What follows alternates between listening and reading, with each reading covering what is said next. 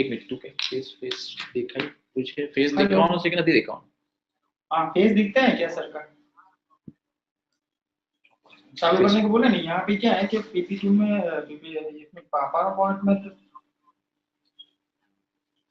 हाँ हाँ, तो जो भी सामने है वो सबको पढ़ना पड़ेगा ना सर। यस सर, स्टार्ट कर दो। Good afternoon, everybody. So today, this is a webinar arterial hypertension. Before starting the main salient features of these guidelines, I would like to highlight a few points about hypertension and the global burden it is having. Hypertension in any country, whether it be rich, poor, whether in Southeast Asia, Pacific areas, Europe, only 40% of the patients of hypertension are really diagnosed, and out of that only 35% are controlled. So rest of the patients are moving around with their blood pressure, and they are having target organ damage or hypertension mediated organ damage, and they are at risk of CV stroke, CV deaths, heart failure, angina. So hypertension burden in India, if we can just extrapolate from the surveys, in India, the 1 in 3 urban person is having hypertension, blood pressure, and only 10% of the blood pressure patients are controlled. And in fact, they say that 57% of the deaths due to stroke are due to hypertension, and 25% of the coronary artery deaths are due to hypertension. So this is the burden of hypertension, and let us see what the ESH guidelines have to say about hypertension. The agenda of the whole meeting is we will be classifying the hypertension according to the level of blood pressures as normal, optimal, normal, high normal, stage 1, stage 2, stage 3. We'll classify the risk and the grades of hypertension. Then we will see what is the importance of office and out of office blood pressures. What are the treatment threshold? What is the threshold? Threshold is that when to start treating the patient. And then what are the treatment goals once we have started treating the patient? And then there are few certain conditions of hypertension, like hypertension with CAD, hypertension with CKD, hypertension with angina, hypertension with heart failure, and that we'll discuss in brief in this webinar.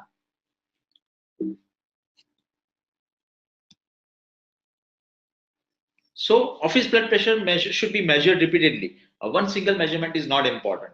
For a blood pressure of 130, 139, 85 to 89 mmHg, drug treatment may be considered when CV risk is high. So this is a high normal. It cannot be treated immediately. Only if the CV risk is high or the patient has CAD, we should treat this. For patient greater than 65 years, the SBP goal is 130 to 140.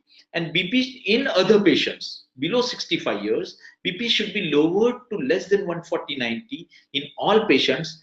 And once this goal is achieved, you can still reduce the goal or go to less than 130/80 for most of the patient, except those as we discussed above 65 years. Diastolic blood pressure again should be less than 80 mmHg for all the patients, independent of the level of risk on comorbidities, but it should not be less than 70. And one more important feature is initiate antihypertensive therapy with a 2-drug combination, and that too preferably in a single pill combination. These are the salient features with which ESH started. So first, let us classify, and in the 2013 ESH guidelines classified as optimal, normal, high normal, grade 1, grade 2, grade 3, and one is isolated. The same, the ESH 2018 has maintained the same target treatment thresholds or maintain the level to classify the patient as having hypertension. So optimal is less than 120 and less than 80. The normal blood pressure is 120 to 129 systolic and or 80 to 84. High normal, this is 130, 139 and or 85 to 89, which JNC classified as pre-hypertension. They have put it as high normal. And grade 1 hypertension is anything above 140 up to 159. Grade 2 hypertension, anything greater than equal to 160 up to 179. Grade 3 hypertension is greater than equal to 180, or diastolic greater than equal to 110. And then there is an entity called isolated systolic. So any of the two, remember, any of the two, even if the diastolic blood pressure is higher, above 110, the systolic is less, you can call it as grade 3 hypertension. So highest level of diastolic or systolic can be taken, and that is taken. And then there is an entity called isolated systolic hypertension, in which the blood pressure, diastolic blood pressure remains low, that is less than 90, but the systolic pressure is greater than equal to 140 milligram.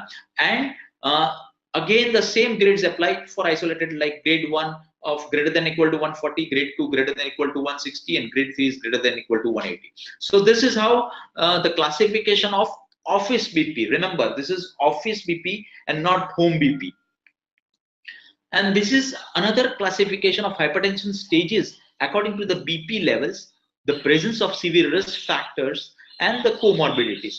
So hypertension is staged into stage 1, which is uncomplicated, stage 2, which is asymptomatic disease, and stage 3, which is symptomatic disease.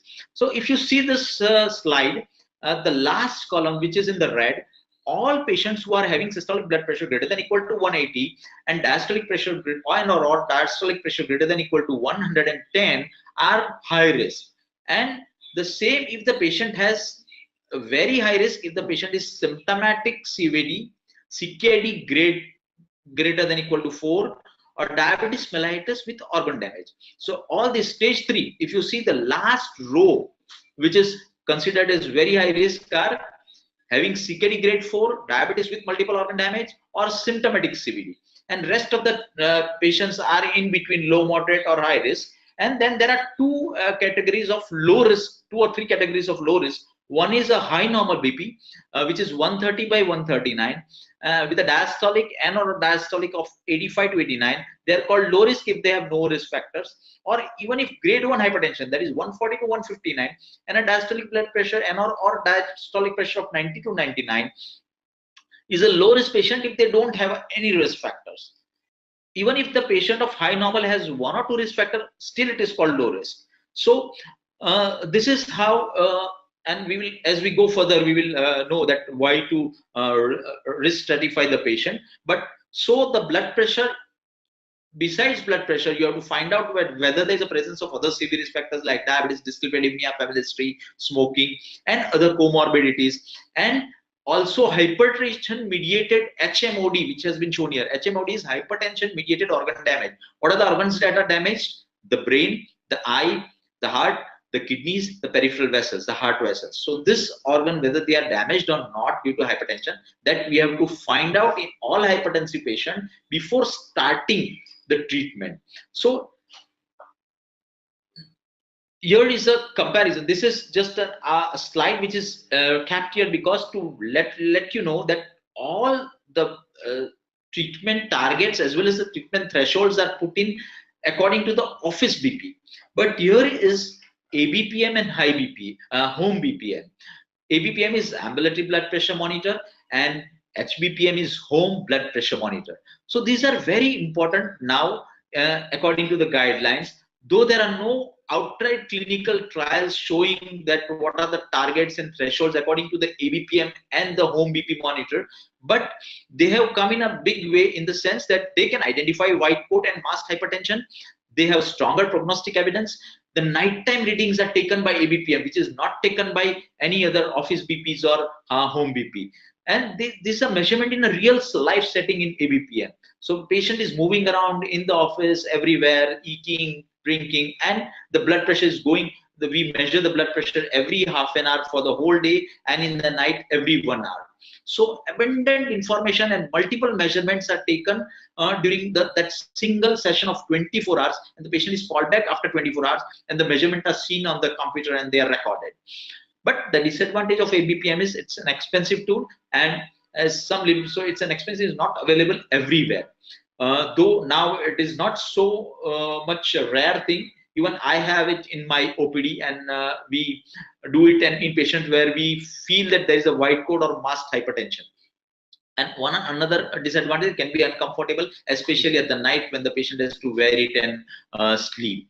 The home BP, in the sense, is slightly more comfortable. It is cheaper, widely available. It can also identify the white coat and the masked hypertension, and the patient himself measures it, and there is an engagement. So the patient feels that he is measuring it. The adherence increases. The uh, motivation to control the blood pressure increases, and longer times the patient can measure repeatedly, 1 day, 2 day, week, 15 days, months. The patient can go on measuring. But the disadvantage is it's an only static BP. So it is not a real time life setting BP as in ABPM. And then there is a potential for measurement error. And the nocturnal readings are not there in home BP. So why this is kept here? Because these are the two, ABPM and home BP are two things which can find out what is masked hypertension and what is white coat hypertension. Let me just give an example of a masked hypertension to you. Uh, just 7 days back, I had a patient who came with a BP of 132/78. So it was in a sitting position, backrest in my office, and it seemed normal. But he had complained of some chest discomfort and dyspnea on exertion. And so I just got his ECG done, and ECG showed LA, LA enlargement as well as LVH with strain. So this was very discrepant. Though his BP in the clinic was normal, there was something which was showing that he has some hypertension mediated organ damage, which was LVH. So what we did is, in this patient, we told the patient that your in-office BP, that is a clinic BP, is normal, but you require out-of-office BP measurement, and we gave him ABPM for the next 24 hours.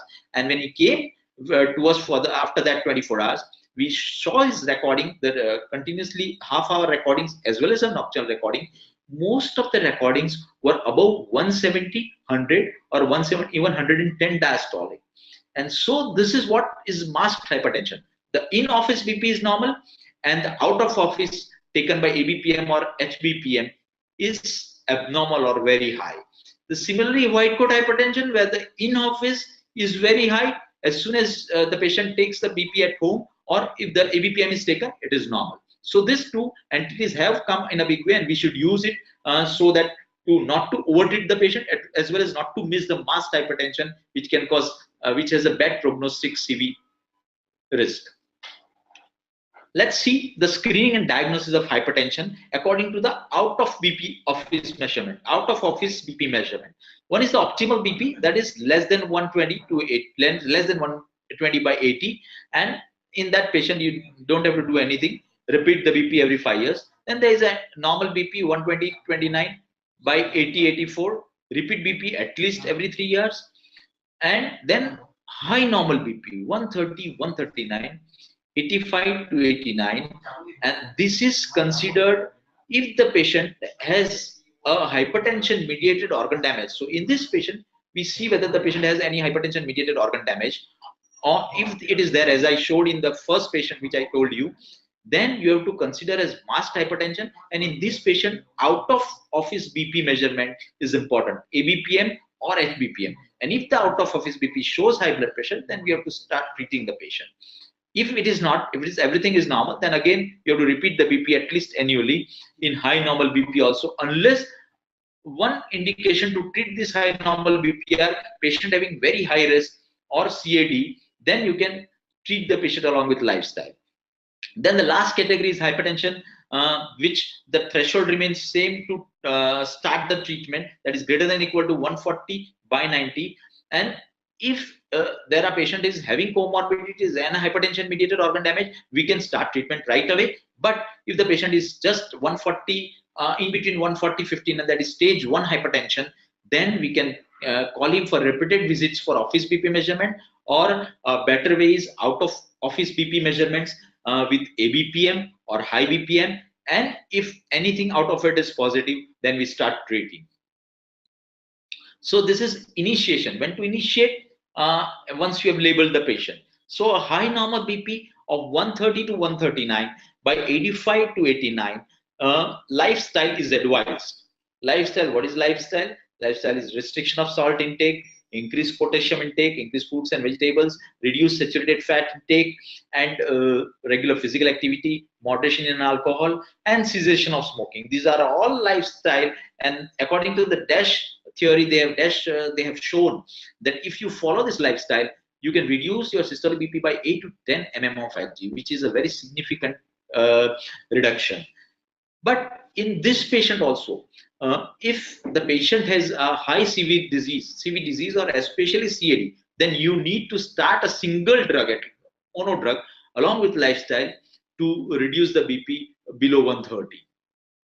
And then this is grade 1 hypertension, which is 140 by 159 or 90 by 99. Again, the same thing, you can follow the lifestyle advice as long as there is no HMOD, that is hypertension mediated organ damage, or no comorbidities, a patient is a low moderate risk, then 3 to 6 months of lifestyle intervention can be tried. But if the BP is still not controlled, then you have to start treating the patient with drugs. Immediate drug therapy is only advised if the patient is a very high risk with CV disease, renal disease, or HMOD, that is hypertension mediated organ damage.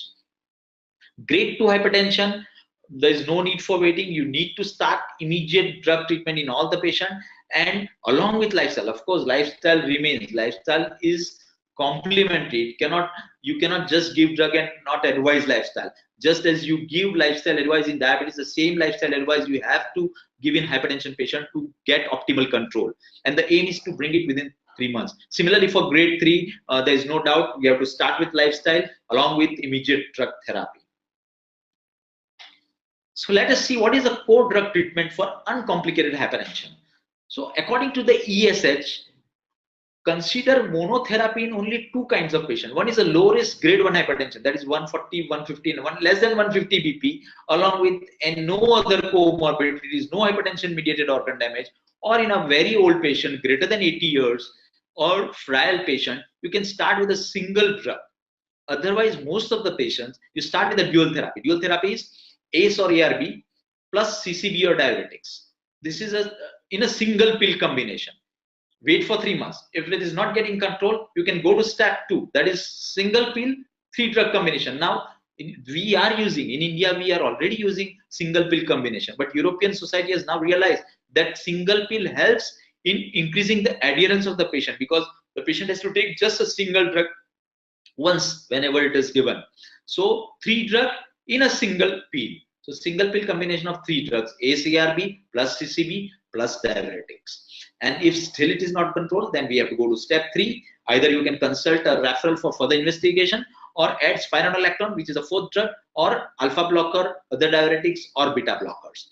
Remember, beta blocker has gone as a 3rd or 4th drug because of its side effect profile, because of a new onset of diabetes with beta blockers, less improvement in the hypertension, less regression of the hypertension mediated organ damage. But still, there are certain compelling indications of beta blocker which we should remember. Like if the patient is angina, if the patient is post-MI, if the patient is heart failure, if he is having atrial fibrillation, or planning or with pregnancy, then beta blocker becomes almost a 1st or 2nd line drug for that patients. So initial therapy, dual drug combination, RAS blockade CCB. Step 2 is triple combination, RAS, CCB with diuretic. And then the step 3 is triple drug plus MRA, that is mineralocorticoid receptor antagonist, either aldactone or apleneron, or you can give alpha blocker, beta blocker. Now, what is the treatment for hypertension with CAD? The patient has now a comorbid condition, CAD. So in this, now there are some certain compelling indicators. Here, beta blocker comes second. ACE inhibitors plus beta blocker, or you can give beta blocker with calcium channel blocker, or beta blocker with diuretic. Monotherapy is only given again. Your monotherapy doesn't stand. You have to give the patient, monotherapy can be given in a very frail patient. The patient is not still controlled, you can start giving 3 drugs. That is a calcium channel blocker, beta blocker, and an ACE inhibitor can be given. And a step 3 is triple drug, which we have already given. Plus, you can add spironolactone to this patient in the dose of 25 to 50 milligram. And this is how you go for coronary artery disease. So beta blocker comes up in coronary artery disease. In patients with CAD, the target is, what is the target? Less than to 130 and lower. And if the but not lower than 120. One Accord trial has already shown that if you lower the blood pressure below 120, then there are adverse CV events. So don't try to over treat the patients. To target diastolic blood pressure less than 80. So 130 and 80 should be the ideal target. In older patients, those who are greater than 65 years age, target the systolic blood pressure range of 130 by 140. So that there you can slightly be lenient. Again, hypertensive patient with history of MI, beta blockers and RAS are recommended as part of treatment. So these are the two integral part of treatment. And in patient with symptomatic angina, beta blockers and calcium channels are as a class 1A evidence.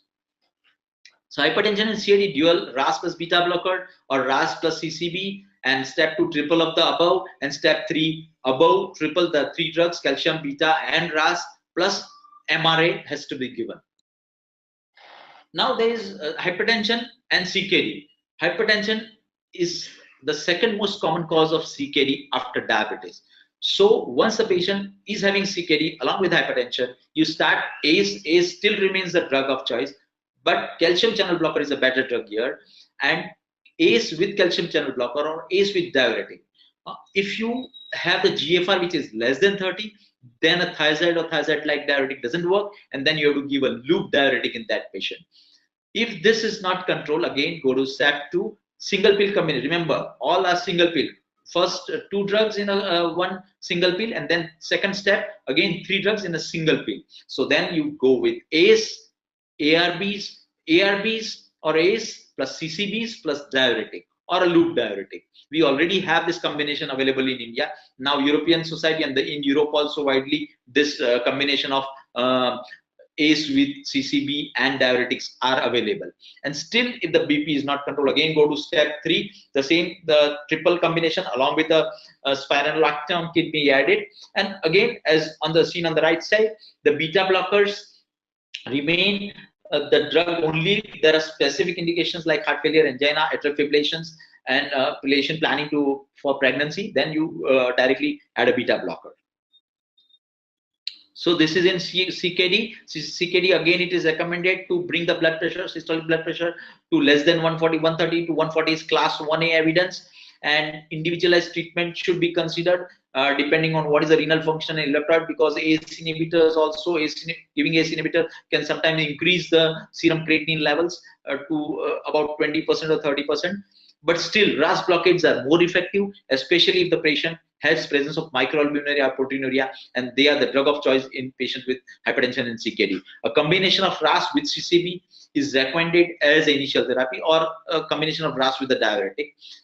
Remember, combination of 2 RAS is not recommended. It can cause impairment of the renal function. It can cause dangerous hyperkalemia. So ACE inhibitor along with ARB should not be combined in any stages. So hypertension, as we saw, RAS plus CCB or RAS plus diuretic. Triple drug is RAS plus CCB plus diuretic, and step 3 is above plus MRA, that is mineralocorticoid receptor antagonist, that is aldactone, spironolactone. Now, another entity, hypertension is one of the commonest cause, if untreated, is commonest cause of heart failure. Is almost, it accounts 40% of the heart failure. So if the patient has hypertension with heart failure and reduced ejection fraction, R is reduced ejection fraction, then the initial therapy again stands ACE inhibitor plus diuretic, or if the GFR is less, then you can give loop diuretic, or there is edema. Edema is the patient is fluid overloaded, and loop diuretics are better than the thiazide-like diuretics. Plus beta blocker. We all know that we use ACE inhibitors and beta blockers, both the drugs in heart failure. So these are again used for hypertension in heart failure. The step 2, again, all the 3 drugs can be combined, ACE or ARBs along with diuretics and a beta blocker. And of course, the 4th drug always MRA, which is a very good drug in patients of heart failure. So one caveat is that when antihypertensive drug is not required in hypertension, heart failure with reduced ejection fraction, then you can give a combination of angiotensin receptor naproxen inhibitor instead of ACE or ARB according to the ESC heart failure guidelines. That is a sacubitril with a valsartan combination that has come up in a big way. So here the therapeutic strategy in hypertension with heart failure or LBH is With heart failure with reduced or preserved ejection fraction, BP lowering should be considered if once the BP, the treatment target remains same, greater than 140 by 90. With reduced ejection fraction, BP lowering should be done with a ACE or ARB and a beta blocker and a diuretic and even mineralocorticoid MRA if required, because this is a good drug. Remember, dihydropyridine CCB may be added if BP control is not achieved. Otherwise, here calcium channel blocker has no role, because calcium channel blocker have shown that they are not good for patient with heart failure. So it is almost added as a fourth drug when the blood pressure is not controlled, not for heart failure. In patients with high heart failure with preserved ejection fraction, BP treatment targets, thresholds and targets should be the same as for a reduced ejection fraction. The threshold remains same, 140 by 90, and target also remains less than 130. And all major drugs can be used. As we showed, the calcium channel blocker comes as a fourth drug here to control the blood pressure. In patients with LVH, again, the same thing applies. RS in combination with CCB here and or diuretic. And again, the systolic blood pressure should be lowered below 130 in patient with hypertension with LVH. Here is a patient of hypertension and atrial fibrillation. Remember, atrial fibrillation, now what we will call atrial fibrillation is an entity where which can be diagnosed, not diagnosed by automated. When we were talking about blood pressure, there are two things which I wanted to share with you. One is office BP and out of office BP, which I already told you why they are important. And another is the machine use. Normally, most of the times, most of the Indian doctors are using mercury BP machine, which is now getting out of date, and mercury is in fact banned in India. And now the trend is to use the automatic BP which are available, and that uses the oscillometric method. And in fact, I use it in most of my patients in my office as well as in for home BP monitoring also. But why I took this here, because in patients with atrial fibrillation, this is only one condition where the automatic BP, which is oscillometric, can sometimes give error, and there the regular mercury manometer, mercury BP is used. Or now there are one or two companies coming with a machine which can detect the atrial fibrillation and can take accurate BP even with the oscillometric method. So there is a hypertension with atrial fibrillation patient. Again, ACE inhibitors, because ACE inhibitors plus beta blocker. Here is a beta blocker again comes second as we went in the CAD. Why? Because beta blocker has a tendency to reduce the heart rate, which is important in atrial fibrillation. The rate control is important. Or non-dihydropyridine CCB, that is the verapamil and diltiazem. So these are the two. Now this is one indication for non-hydro because they both can reduce the heart rate. Beta blockers as well as this non-DH, but don't combine both this because it can drastically reduce the heart rate and can be dangerous. So you can use ACE inhibitor plus beta blocker or ACE inhibitor plus non-dihydropyridine CCB. Step 2 again, ACE with a beta blocker. Plus now, if still the blood pressure is not controlled and you want it for control, then you have to use dihydropyridine calcium channel blocker like amlodipine or benidipine, but not non-dihydropyridine. As I said, the beta blocker cannot be combined, or diuretic can be combined. And as because the patient is atrial fibrillation, you have to, according to the CHADS VAS score, you have to add the oral anticoagulant unless it is contraindicated. So strategies for hypertension with AFS. Screening for hypertension is recommended in all AF patient, and stroke prevention with oral anticoagulation is recommended. As we said, it's a class 1A indication. Stroke prevention with oral anticoagulant should be considered in AF patient with hypertension, even if there is a hypertension is a single additional risk factor. And remember, oral anticoagulant should be used with caution with marked BP elevation. The patient is having systolic BP greater than 180 and diastolic greater than 100, then there is a chance of intracerebral hemorrhage. So we should lower the BP and then use it. And if this is not possible, then patient should be informed that they should accept the stroke protection provided by the anticoagulant will be associated with the higher bleeding risk, but the benefits of protection of stroke is more than the bleeding risk. Now, diabetes, we all know hypertension with diabetes is a common comorbid condition, and the treatment threshold again to start therapy is greater than equal to 149, but the target SBP is 130 by 130 and lower, but not below 120 as we showed in the ACCORD trial. And the target to treat the diastolic blood pressure is less than 80, but not less than 70. And in older patients only, you can keep it between 130 and 140. And again, here the treatment of choice for as an antihypertensive is RAS blocker with a CCB, or thiazide like thiazide or thiazide like and diuretic. And simultaneous administration of two RAS blocker, as we previously mentioned, is not indicated. In fact, it is a contraindication. So BP greater than 140/90, patient is diabetic with hypertension, target BP is less than 130/80 and not less than 120/70 because of the adverse events which can occur. And this is class 1 level A recommendation. What are the interventions that can improve the drug adherence in hypertension? We have talked about bringing the blood pressure to 130, below 130, and diastolic to 180. But can we really bring it? What are the problems which can occur, and why there is a problem with the drug adherence?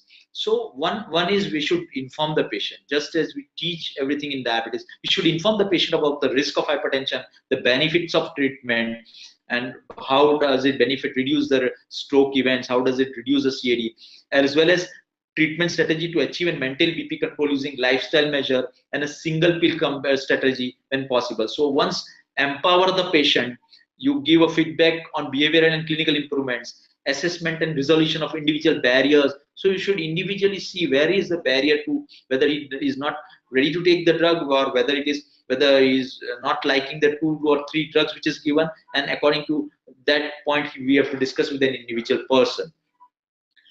Patient level intervention, what should we do? We should ask him to self monitor the BP. So once he starts self monitoring, he will realize that his BP is either high or his BP is controlled. He will take control of himself and he will be more adherent to the therapy.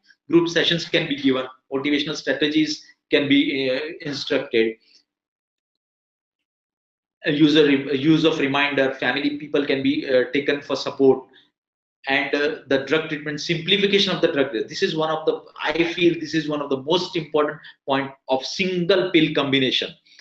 In India, we are using this single pill combination since years, and now the European Society of Hypertension has also labeled that if you combine 2 drugs in one as a single pill, or 3 drugs in a single pill, then the adherence of the patient drastically improves. So summarizing the office BP threshold, remember this is office BP and not home BP or ABPM. Home BP and ABPM, the threshold might be slightly lower, but there are no large trials to exactly say that when to start treatment in.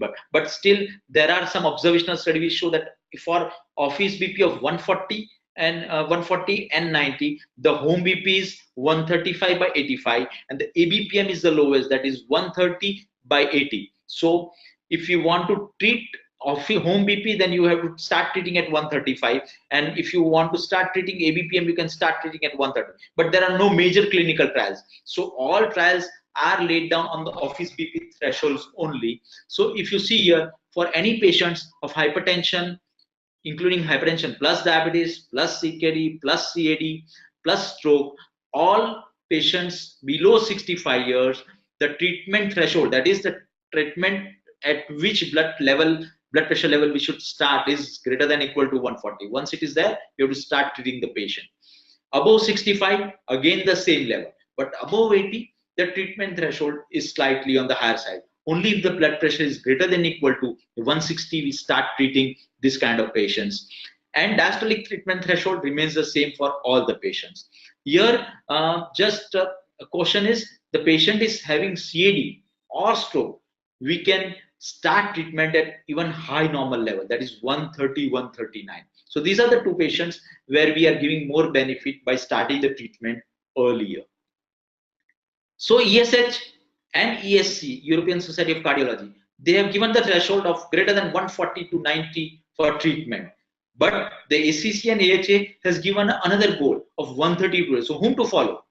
Just forget it. The definition differs, but the goal blood pressure is the same. So ideally, now we want to get the goal to 130/80. We want to get the goal less than 130/80, which is recommended by both the society, the European Society as well as the American Society.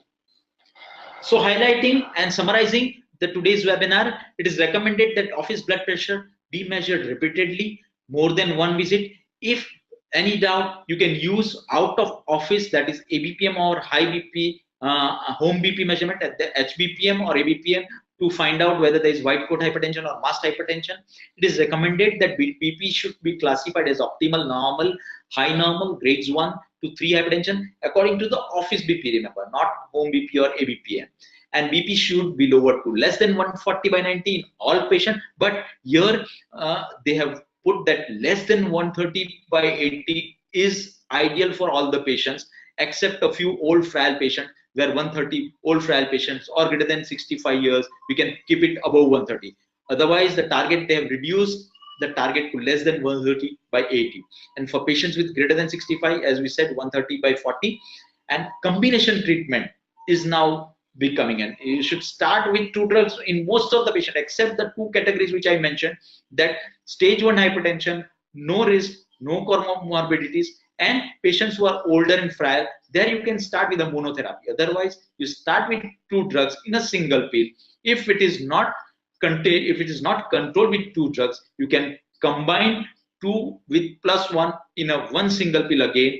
That is RAS blocker, calcium channel blocker, thiazide, and thiazide-like diuretics in a single pill combination.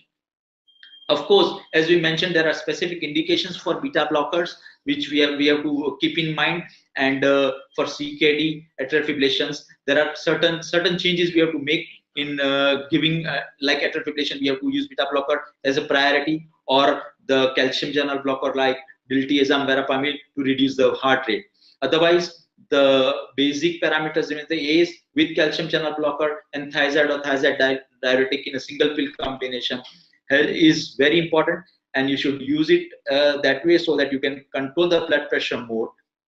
And just to conclude the session, I would like to mention that this ESH guideline and this webinar which we have taken is to make you more aware of how to diagnose the blood pressure, what are the treatment thresholds, that is 140 which we have told at which we should start treatment, what is the treatment goal we should achieve, that is less than 130 by 80 in most of the patients, and so that we can reduce the hypertension mediated organ damage and the CV deaths, as well as all cause death which is caused by hypertension. Thank you.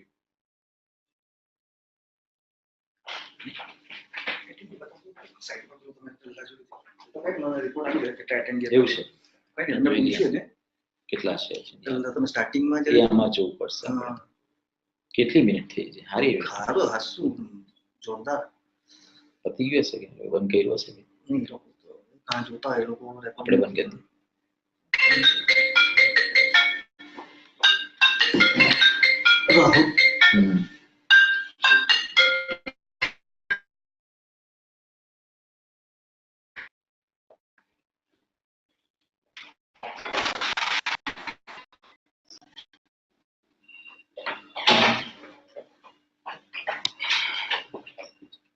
જોતા madam જોતા હતા હું જોવા ગયો ને મસ્ત થયું ને. અત્યારે બોલ્યા નથી સંભળાવ્યું એટલે મારે પેલા ફોન કર્યો. હેલો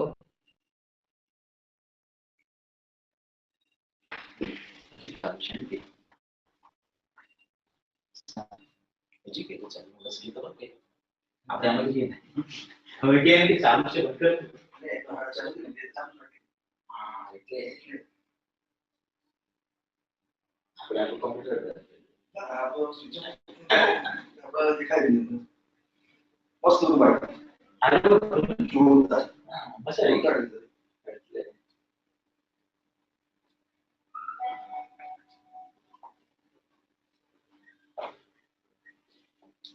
और बताइए मैसेज भी मोकल रहा हूँ. हाँ वो अभी क्लोज कर दो ना. हाँ नहीं हमने तो कर दिया लेकिन वो किसी का फोन आया कि दिख रहा है आप लोग इसलिए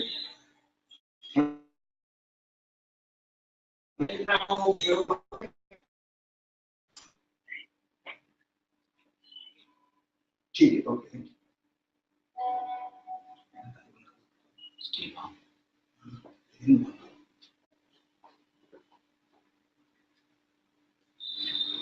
તમને મીટર બીજું કઈ નહીં હાઇપરટેન્શન પર ચલો और कोई गलत है ना. हाँ लोगों से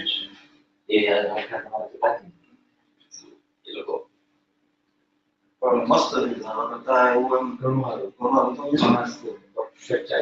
મારે તો ઓછા કોને એમ રીતના બધા નંબર આપેલા દિવસ તમારું સ્ક્રીનશોટ એવું પાડવાનું હોય